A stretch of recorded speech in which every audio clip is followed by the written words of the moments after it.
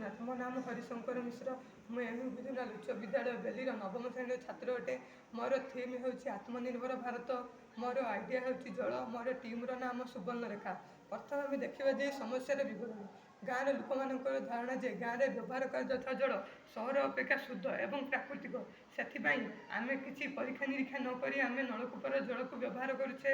समस्यार कारण पुराणा नलकूप को सफा न करवा, नल नर्दमा चारिपटे अपरिष्कार रखा।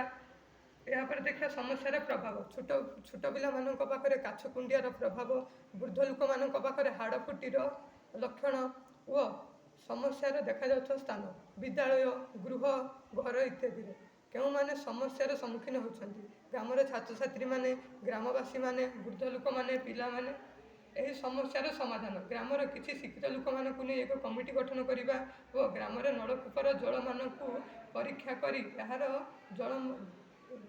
यार जल मान पीवा उपयोगी है मात्र लोक जन यार जल को व्यवहार कर।